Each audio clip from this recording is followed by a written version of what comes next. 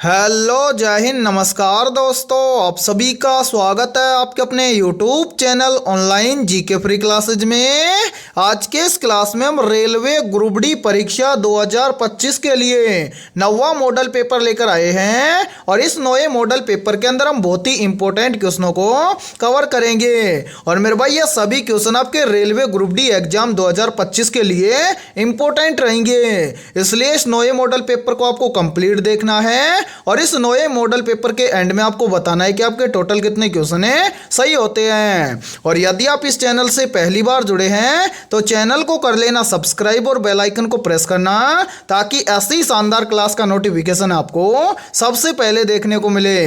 तो चलिए शुरू करते हैं आज के इस नए मॉडल पेपर को बिना देरी के।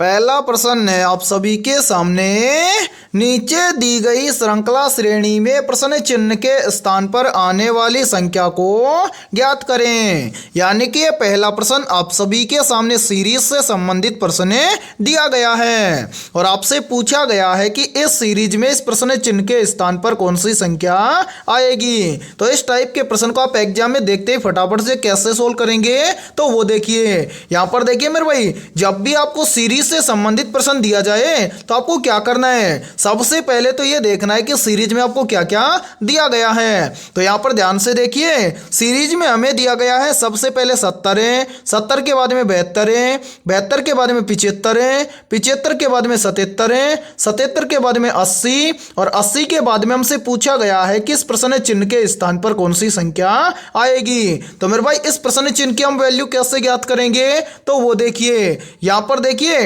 सबसे पहले आपको क्या करना है, यहां पर देखना है कि इस सीरीज में 70 से यहां पर 72 कैसे बना है। तो मेरे भाई 70 से 72 बन जाएगा कैसे, यदि हम 70 के अंदर क्या कर दें, +2 कर दें तो 70 और 2 मिलकर बन जाएगा 72। फिर इसी प्रकार से यहां पर देखिए 72 से कितना बन रहा है, 75 है। तो 72 से 75 कैसे बनेगा, तो यहां पर देखिए यदि हम 72 के अंदर क्या कर दें, +3 कर दें तो 72 और 3 मिलकर बन जाएगा 75 है। फिर इसी प्रकार से यहां पर देखिए 75 से कितना बन रहा है, 77 है। तो 75 से 77 कैसे बनेगा, तो यहां पर देखिए यदि हम 75 के अंदर क्या कर दें, +2 कर दें तो 75 और 2 मिलकर बन जाएगा 77 है। फिर देखिए 77 के बाद में 77 से कितना बन रहा है, 80। तो 77 से 80 कैसे बनेगा, तो यहां पर देखिए यदि हम 77 के अंदर क्या कर दें, +3 कर दें तो 77 और 3 मिलकर बन जाएगा 80। अब इसी प्रकार से हमसे पूछा गया है कि 80 के बाद में इस प्रश्न चिन्ह के स्थान पर कौन सी संख्या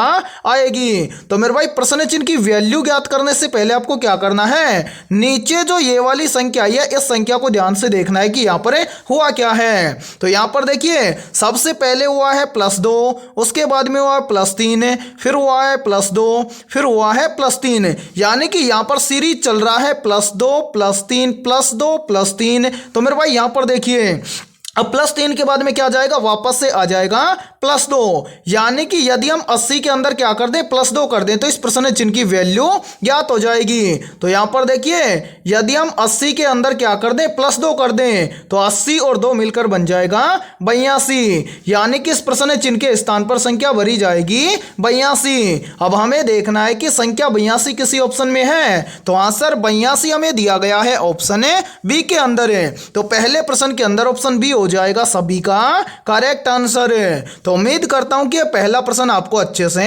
क्लियर हो गया होगा और जब भी इस टाइप का प्रश्न आपको एग्जाम में दिया जाएगा तो फटाफट से सोल्व कर लेंगे। ठीक है, तो चलिए फिर अगला प्रश्न देखते हैं।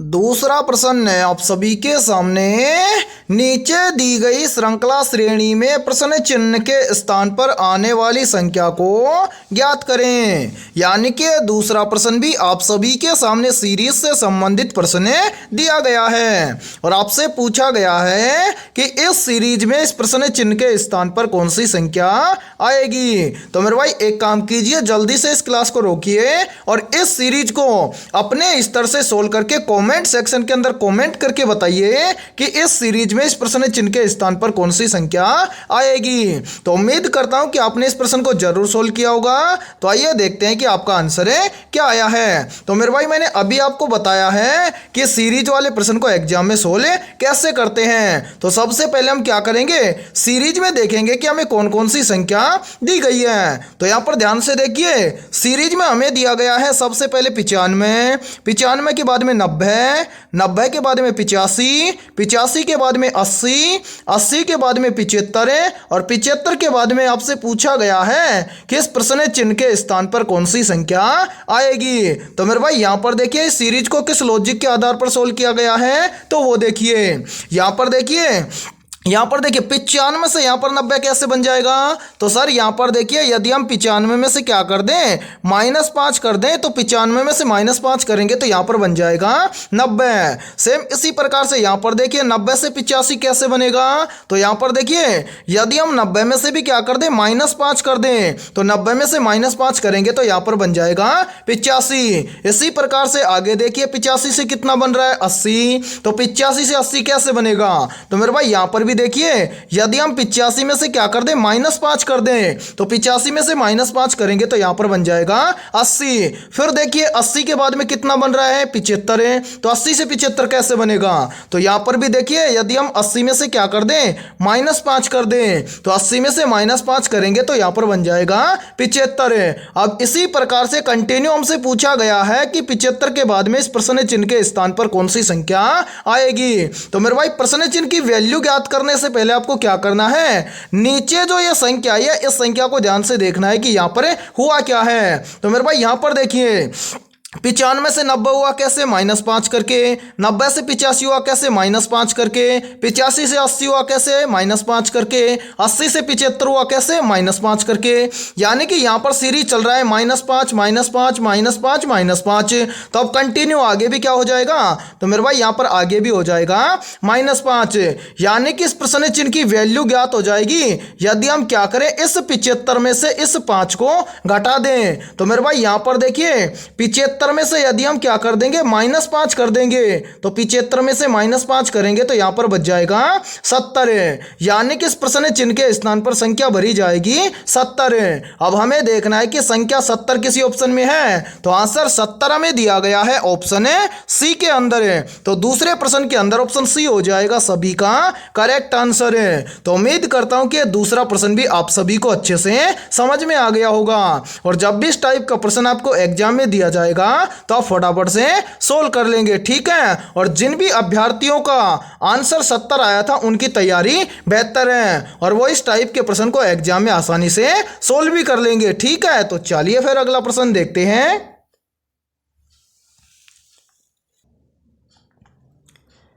तीसरा प्रश्न है आप सभी के सामने, नीचे दी गई श्रृंखला श्रेणी में प्रश्न चिन्ह के स्थान पर आने वाली संख्या को ज्ञात करें। यानी कि तीसरा प्रश्न आप सभी के सामने सीरीज से संबंधित प्रश्न दिया गया है और आपसे पूछा गया है कि इस सीरीज में इस प्रश्न चिन्ह के स्थान पर कौन सी संख्या आएगी। तो इस टाइप के प्रश्न को आप एग्जाम में देखते ही फटाफट से कैसे सोल्व करेंगे, तो वो देखिए आपको जब भी एग्जाम के अंदर सीरीज से संबंधित प्रश्न दिया जाए तो आपको क्या करना है, सबसे पहले तो आपको यह देखना है कि सीरीज में आपको क्या क्या दिया गया है। तो ध्यान से देखिए सीरीज में यहां पर आपको दिया गया है सबसे पहले 3, 3 के बाद में 6, 6 के बाद में 12, 12 के बाद में 24, 24 के बाद में 48 और 48 के बाद में आपसे पूछा गया है कि इस प्रश्न चिन्ह के स्थान पर कौन सी संख्या आएगी। तो मेरे भाई यहां पर ध्यान से देखिए सीरीज को किस लॉजिक के आधार पर सोल्व किया गया है। तो यहां पर देखिए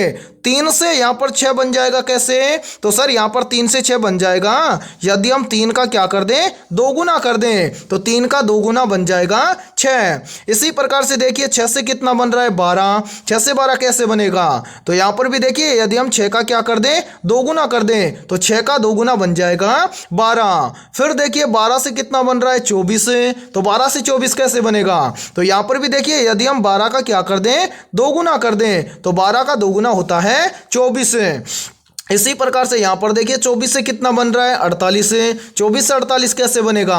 तो मेरे भाई यहाँ पर भी देखिए यदि हम 24 का क्या कर दें, दोगुना कर दें, तो 24 का दोगुना होता है 48 से।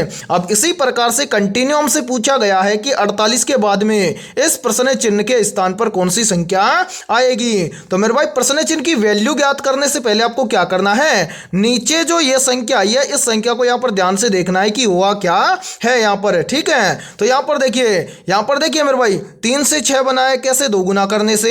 6 से 12 बनाए कैसे, दोगुना करने से। 12 से 24 बनाए कैसे, दोगुना करने से। 24 से 48 बनाए कैसे, दोगुना करने से। यानी कि सभी में क्या हुआ है, दोगुना। तो मेरे भाई 48 से इस प्रश्न चिन्ह की वैल्यू ज्ञात करने के लिए हम क्या कर देंगे, 48 का भी कर देंगे दोगुना। तो यहां पर ध्यान से देखिए 48 का दोगुना कितना होता है, तो आप सभी को पता है 48 का दोगुना होता है 96। यानी कि इस प्रश्न चिन्ह के स्थान पर संख्या भरी जाएगी 96। अब हमें देखना है कि 96 किसी ऑप्शन में है, तो आंसर 96 में दिया गया है, ऑप्शन ए के अंदर है। तो तीसरे प्रश्न के अंदर ऑप्शन ए हो जाएगा सभी का करेक्ट आंसर है। तो उम्मीद करता हूं कि तीसरा प्रश्न भी आपको अच्छे से क्लियर हो गया होगा। और जब भी इस टाइप का प्रश्न आपको एग्जाम में दिया जाएगा तो आप फटाफट से सोल्व कर लेंगे। ठीक है, और यहां पर देखिए आप सभी के लिए बहुत ही इंपॉर्टेंट सूचना है, यदि आप पहली बार में रेलवे ग्रुप डी एग्जाम 2025 को क्रैक करना चाहते हैं तो हमने आपके रेलवे ग्रुप डी एग्जाम 2025 के लिए GK, GS, mathematics, science, current affairs और रीजनिंग के लगभग 21,000 प्लस मोस्ट इंपोर्टेंट क्वेश्चनों का पीडीएफ तैयार किया है। यदि आप ये 21,000 प्लस मोस्ट इंपोर्टेंट क्वेश्चनों का पीडीएफ लेना चाहते हैं तो आप हमारे इस व्हाट्सएप नंबर पर कांटेक्ट करके ले सकते हैं। और इस पीडीएफ की प्राइस हमने रखी है मात्र और मात्र 51 रुपए, यानी कि 51 रुपए की फीस के अंदर आपको 21,000 प्लस मोस्ट इंपोर्टेंट क्वेश्चनों का पीडीएफ दिया जाएगा। और मेरे भाई इन 21,000 प्लस क्वेश्चनों के पीडीएफ को हमने टॉपिक वाइज कवर किया है। और मेरे भाई ये पीडीएफ जो 21,000 प्लस क्वेश्चनों का होने वाला है ये आपके रेलवे ग्रुप डी एग्जाम के लिए रामबाण साबित होने वाला है। तो जल्दी से जाइए और इस व्हाट्सएप नंबर पर आप कॉन्टैक्ट करके इस पीडीएफ को लेकर अपनी तैयारी को मजबूत कर लीजिए, क्योंकि इस पीडीएफ के अंदर जितने भी क्वेश्चन होंगे सभी के सभी क्वेश्चन आपके रेलवे ग्रुप डी एग्जाम के लिए रामबाण साबित होने वाले हैं। और मेरे भाई इन्हीं के साथ में इस YouTube चैनल पर जितनी भी क्लासेज होंगी उन सभी क्लासों का पीडीएफ भी आपको बिल्कुल फ्री के अंदर व्हाट्सएप ग्रुप के अंदर दिया जाएगा।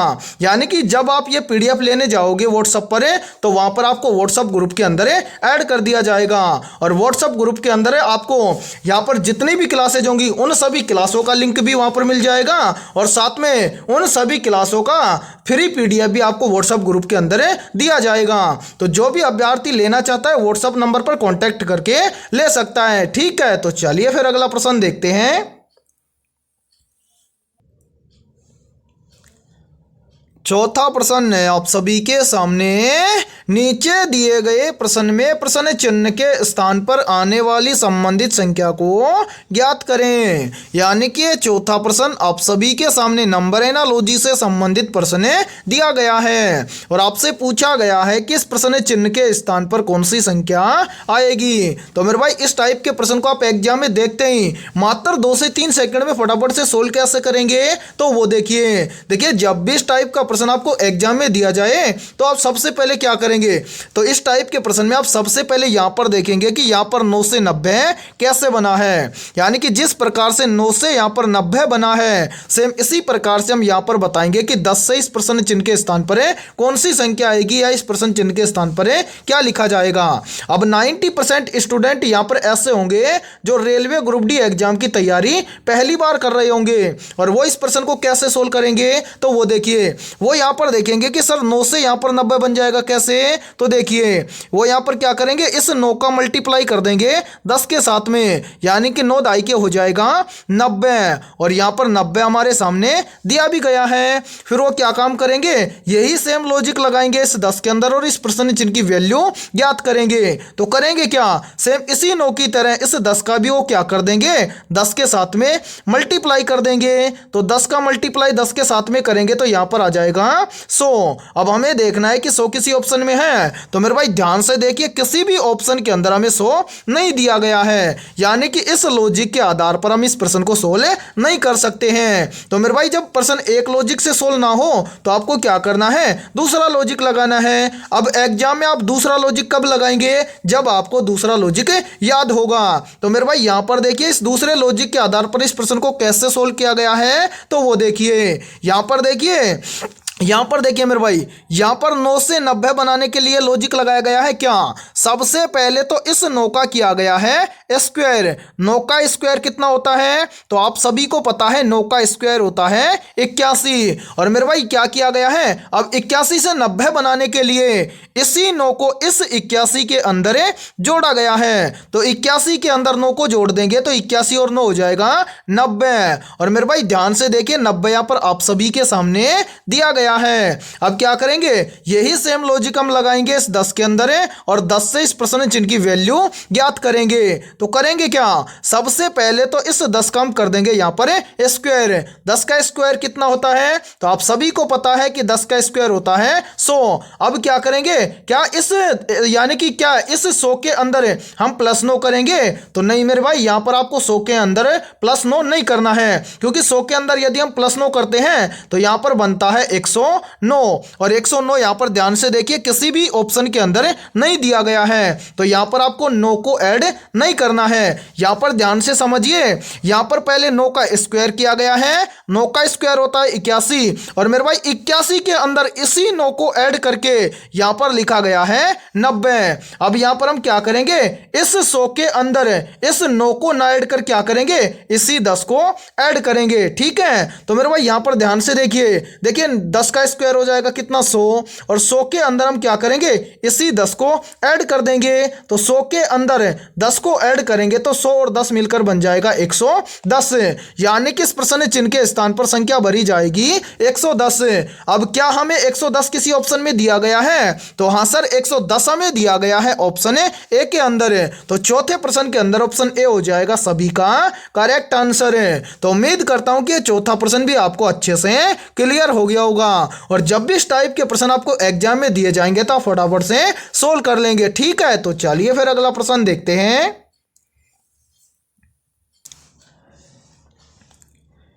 पांचवा प्रश्न है आप सभी के सामने, नीचे दिए गए प्रश्न में प्रश्न चिन्ह के स्थान पर आने वाली संबंधित संख्या को ज्ञात करें। यानी कि पांचवा प्रश्न भी आप सभी के सामने नंबर एनालॉजी से संबंधित प्रश्न दिया गया है और आपसे पूछा गया है कि इस प्रश्न चिन्ह के स्थान पर कौन सी संख्या आएगी। तो मेरे भाई एक काम कीजिए, जल्दी से इस क्लास को रोकिए और अपने स्तर से इस प्रश्न को सोल्व करके कमेंट सेक्शन के अंदर सभी को कमेंट करके बताना है कि पांचवें प्रश्न के अंदर इस प्रश्न चिन्ह के स्थान पर कौन सी संख्या आएगी। और जिन भी अभ्यर्थियों ने इस प्रश्न का करेक्ट आंसर बताया तो हमें पता चल जाएगा कि आपकी तैयारी अच्छी है और हमारे द्वारा पढ़ाया हुआ आपको सब कुछ अच्छे से समझ में आ रहा है। तो उम्मीद करता हूं कि आपने इस प्रश्न को जरूर सोल्व किया होगा। तो आइए देखते हैं कि आपका आंसर क्या आया है। तो यहां पर देखिए मेरे भाई, सबसे पहले हमें क्या करना है, इस टाइप के प्रश्न में हमें यहां पर देखना है कि 7 से यहां पर 56 कैसे बना है। यानी कि जिस प्रकार से 7 से यहां पर 56 बना है, सेम इसी प्रकार से हम यहां पर बताएंगे कि 8 से इस प्रश्न चिन्ह के स्थान पर कौन सी संख्या आएगी। तो यहां पर ध्यान से देखिए मेरे भाई, एक बार हम क्या करते हैं, सभी के यहां से थोड़ा सा हटा देते हैं ताकि आपको समझने में कोई भी दिक्कत ना आए। अब यहां पर आप देखिए, यहां पर 7 से 56 बनेगा कैसे, तो यहां पर क्या किया गया है, जो हमारे सामने ये 7 दिया गया है, सबसे पहले तो यहां पर किया गया है इस 7 का स्क्वायर। 7 का स्क्वायर कितना होता है, तो मेरे भाई 7 का स्क्वायर होता है 49। अब यहां पर थोड़ा सा ध्यान से देखिए, यानी कि 7 का स्क्वायर कितना होता है, तो आप सभी को पता है कि 7 का स्क्वायर होता है 49। अब 49 से 56 बन जाएगा कैसे, तो मेरे भाई देखिए मैंने अभी बताया था कि इस 49 के अंदर आपको क्या क्या करना है, इसी 7 को ऐड कर देना है। तो 49 के अंदर 7 को ऐड कर देंगे तो 49 और 7 मिलकर बन जाएगा 56। और 56 देखिए यहाँ पर आप सभी के सामने दिया गया है। अब यहाँ पर हम क्या करेंगे, यही सेम लॉजिक हम लगाएंगे इस 8 के अंदर है और इस प्रश्न चिन्ह की वैल्यू ज्ञात करेंगे।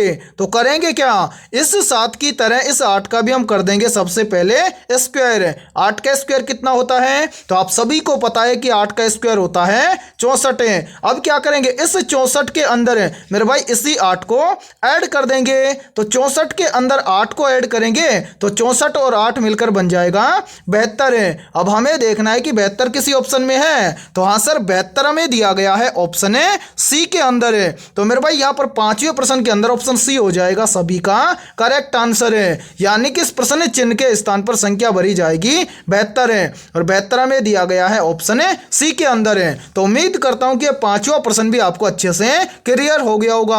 और मेरे भाई जिन भी अभ्यर्थियों का आंसर 72 आया था उन सभी की तैयारी 72 है और हमारे द्वारा समझाया हुआ हर प्रश्न आपको अच्छे से क्लियर हो रहा है। ठीक है, तो चलिए फिर अगला प्रश्न देखते हैं।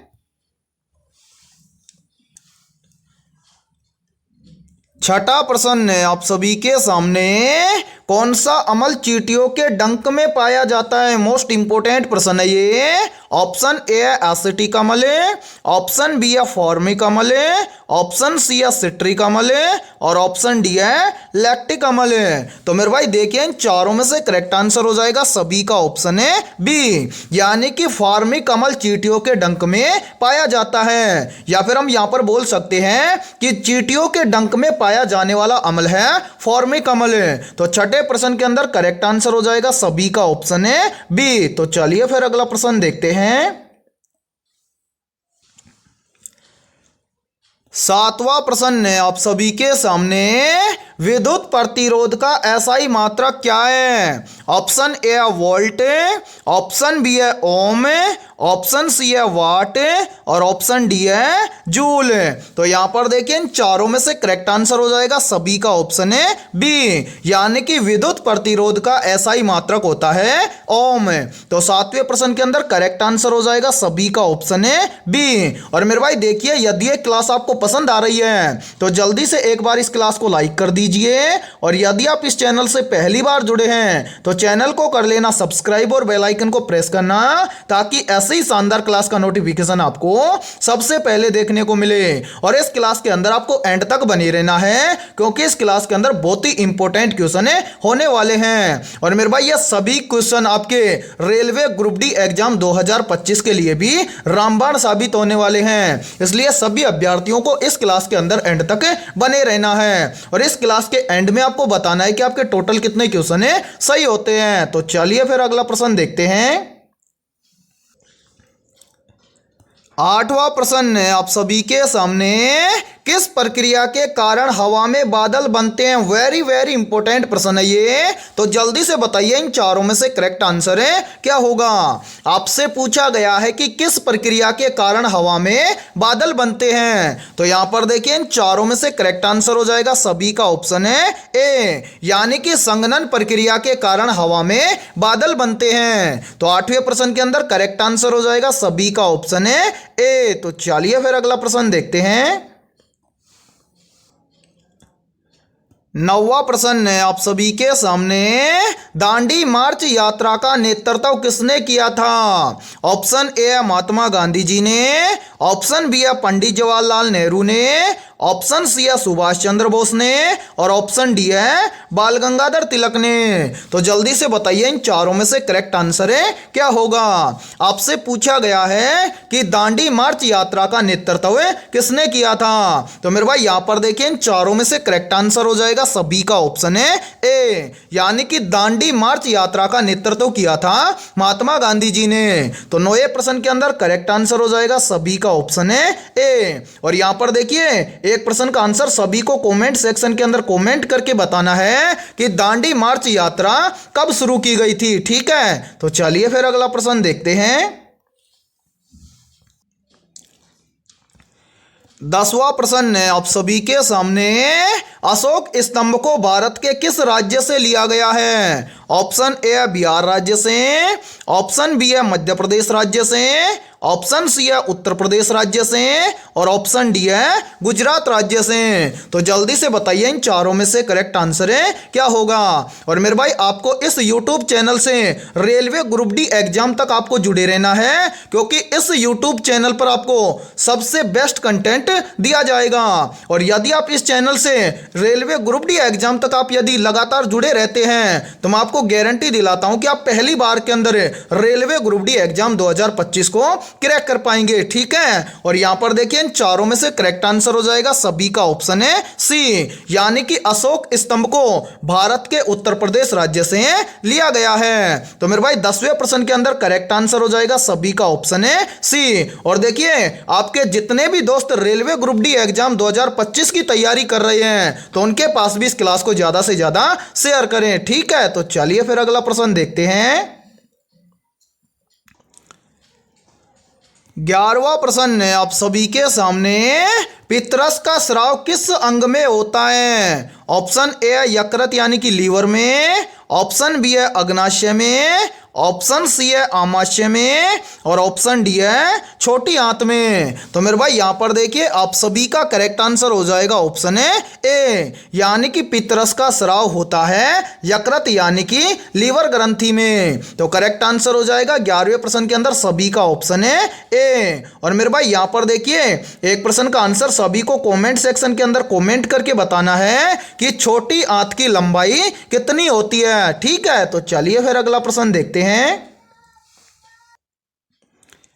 12वां प्रश्न है आप सभी के सामने, इंटरनेशनल कोर्ट ऑफ जस्टिस का मुख्यालय कहाँ स्थित है? वेरी वेरी इंपॉर्टेंट प्रश्न है, चाहे तो मेरे भाई इस प्रश्न का आप स्क्रीनशॉट भी ले सकते हैं और अपनी नोटबुक के अंदर इस प्रश्न को आप नोट भी कर सकते हैं। जल्दी से बताइए फिर इन चारों में से करेक्ट आंसर है क्या होगा। आपसे पूछा गया है कि इंटरनेशनल कोर्ट ऑफ जस्टिस का मुख्यालय कहाँ स्थित है, या फिर देखिए इसी प्रश्न को एग्जाम के अंदर ऐसे भी पूछ लिया जाता है कि आईसीजे का मुख्यालय कहाँ स्थित है। तो याद रखना आईसीजे या फिर इंटरनेशनल कोर्ट ऑफ जस्टिस का मुख्यालय स्थित है हेग में। तो 12वें प्रश्न के अंदर करेक्ट आंसर हो जाएगा सभी का ऑप्शन है बी। तो चलिए फिर अगला प्रश्न देखते हैं। 13वां प्रश्न है आप सभी के सामने, किस वैज्ञानिक ने सबसे पहले प्रकाश कण की प्रकृति का सुझाव दिया था? ऑप्शन ए है आइजैक न्यूटन ने, ऑप्शन बी है अल्बर्ट आइंस्टीन ने, ऑप्शन सी है मैक्सवेल ने और ऑप्शन डी है हाइजेनबर्ग ने। तो मेरे भाई यहां पर देखिए इन चारों में से करेक्ट आंसर हो जाएगा सभी का ऑप्शन है ए, यानी कि आइजैक न्यूटन वैज्ञानिक ने सबसे पहले प्रकाश कण की प्रकृति का सुझाव दिया था। तो 13वें प्रश्न के अंदर करेक्ट आंसर हो जाएगा सभी का ऑप्शन है ए। और देखिए यदि ये क्लास आपको पसंद आ रही है तो जल्दी से एक बार इस क्लास को लाइक कर दीजिए, और यदि आप इस चैनल से पहली बार जुड़े हैं तो चैनल को कर लेना सब्सक्राइब और बेल आइकन को प्रेस करना, ताकि ऐसे ही शानदार क्लास का नोटिफिकेशन आपको सबसे पहले देखने को मिले। ठीक है, तो चलिए फिर अगला प्रश्न देखते हैं।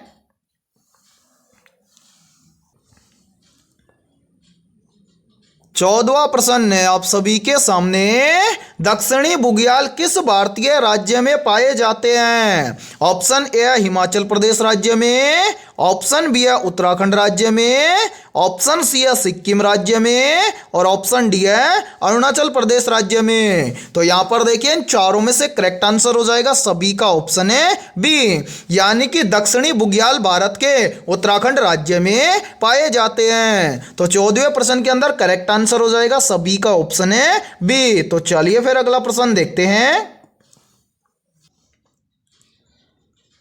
15वां प्रश्न है आप सभी के सामने, रक्त में ऑक्सीजन का परिवहन किसके द्वारा होता है? तो मेरे भाई जल्दी से बताइए इन चारों में से करेक्ट आंसर है क्या होगा।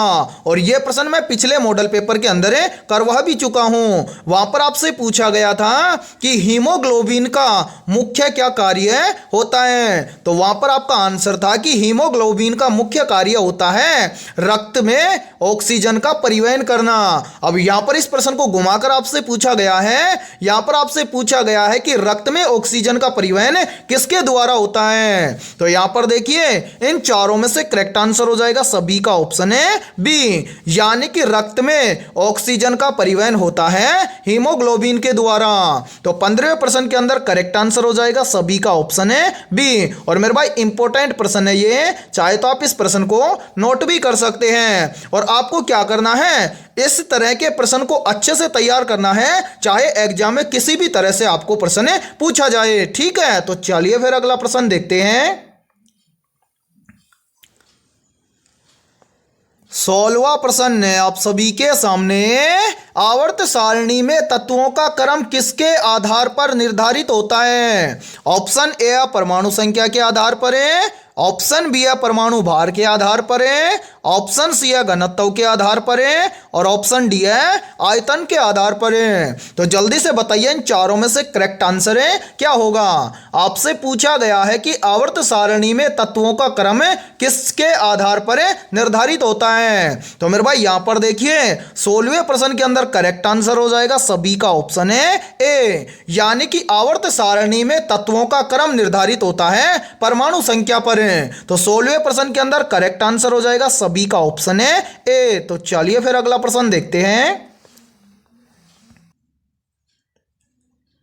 17वां प्रश्न है आप सभी के सामने, भारतीय संविधान के अनुसार वित्त आयोग कितने वर्षों के लिए गठित किया जाता है। तो मेरे भाई यहां पर देखिए इन चारों में से करेक्ट आंसर हो जाएगा सभी का ऑप्शन है बी, यानी कि भारतीय संविधान के अनुसार वित्त आयोग नियुक्त किया जाता है, या फिर मेरे भाई क्या किया जाता है, गठित किया जाता है। कितने वर्षों के लिए, 5 वर्षों के लिए। तो 17वें प्रश्न के अंदर करेक्ट आंसर हो जाएगा सभी का ऑप्शन है बी। तो चलिए फिर अगला प्रश्न देखते हैं। 18वां प्रश्न है आप सभी के सामने, किस ग्रह को संध्या का तारा कहा जाता है। ऑप्शन ए है मंगल ग्रह को, ऑप्शन बी है शुक्र ग्रह को, ऑप्शन सी है बृहस्पति ग्रह को, और ऑप्शन डी है बुध ग्रह को। तो यहां पर देखिए इन चारों में से करेक्ट आंसर हो जाएगा सभी का ऑप्शन है बी, यानी कि शुक्र ग्रह को संध्या का तारा कहा जाता है। तो मेरे भाई 18वें प्रश्न के अंदर करेक्ट आंसर हो जाएगा सभी का ऑप्शन है बी। और मेरे भाई यहां पर देखिए इस शुक्र ग्रह के ऊपर कुछ पॉइंट्स है, तो उन पॉइंटों को आप जरूर याद रखना। देखिए पहला पॉइंट है क्या, शुक्र ग्रह के ऊपर पूछा जाता है कि भोर का तारा किसे कहा जाता है। तो याद रखना भोर का तारा कहा जाता है शुक्र ग्रह को। इसी के साथ में देखिए दूसरा पॉइंट है, शुक्र ग्रह के ऊपर पूछा जाता है कि पृथ्वी की जुड़वा बहन किस ग्रह को कहा जाता है। तो याद रखना पृथ्वी की जुड़वा बहन भी शुक्र ग्रह को ही कहा जाता है। इसी के साथ में देखिए एक प्रश्न और भी बनता है, यहीं से पूछा जाता है कि सबसे बड़ा ग्रह कौन सा है। तो याद रखना सबसे बड़ा ग्रह है बृहस्पति ग्रह। और इसी के साथ में एक प्रश्न का आंसर सभी को कमेंट सेक्शन के अंदर कमेंट करके बताना है कि सबसे गर्म ग्रह कौन सा है। ठीक है, तो चलिए फिर अगला प्रश्न देखते हैं।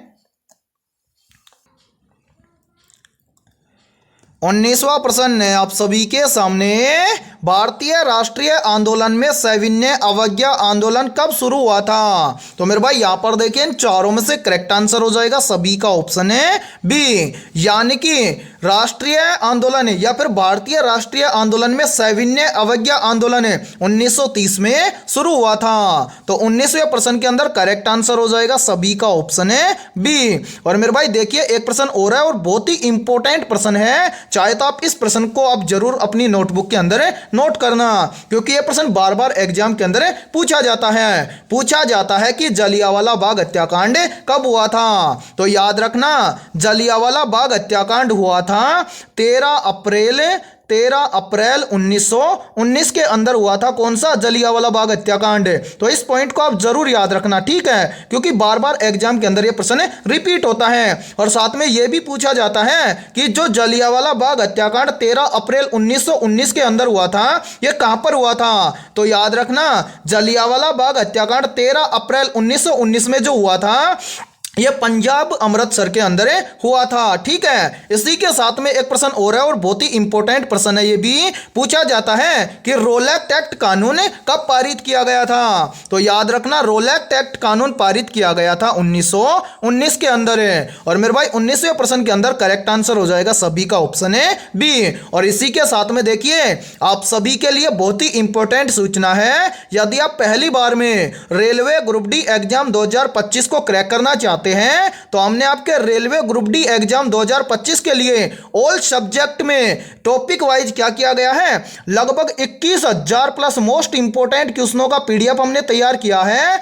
यदि आप ये 21,000 प्लस मोस्ट इंपोर्टेंट क्वेश्चनों का पीडीएफ लेना चाहते हैं तो आप हमारे इस व्हाट्सएप नंबर पर कांटेक्ट करके ले सकते हैं। व्हाट्सएप नंबर है 7374826893। ये हमारा व्हाट्सएप नंबर है। इस व्हाट्सएप नंबर पर आप कांटेक्ट करके इस पीडीएफ को ले सकते हैं। और इस पीडीएफ की प्राइस हमने रखी है मात्र और मात्र 51 रुपए, यानी कि 51 रुपए की फीस के अंदर आपको 21,000 प्लस मोस्ट इंपोर्टेंट क्वेश्चनों का पीडीएफ दिया जाएगा। और मेरे भाई ये 21,000 प्लस क्वेश्चन आपके रेलवे ग्रुप डी एग्जाम के लिए रामबाण साबित होने वाले हैं। और यदि आप इन 21,000 प्लस क्वेश्चनों के साथ में हमारे इस यूट्यूब चैनल पर यदि आप एग्जाम तक जुड़े रहते हैं तो हम गारंटी के साथ बोल रहे हैं कि आप पहली बार के अंदर रेलवे ग्रुप डी एग्जाम 2025 को क्रैक कर जाएंगे। ठीक है, तो चलिए फिर अगला प्रश्न देख लेते हैं। 20वां प्रश्न है आप सभी के सामने, मानव शरीर में कौन सा हार्मोन फाइट और फ्लाइट प्रक्रिया को नियंत्रित करता है। वेरी वेरी इंपॉर्टेंट प्रश्न है ये, तो जल्दी से बताइए इन चारों में से करेक्ट आंसर है क्या होगा। आपसे पूछा गया है कि मानव शरीर में कौन सा हार्मोन फाइट और फ्लाइट प्रक्रिया को नियंत्रित करता है। तो यहां पर देखिए इन चारों में से करेक्ट आंसर हो जाएगा सभी का ऑप्शन है बी, यानी कि मानव शरीर में जो एड्रेनलिन नामक जो हार्मोन होता है वो फाइट और फ्लाइट प्रक्रिया को नियंत्रित करता है।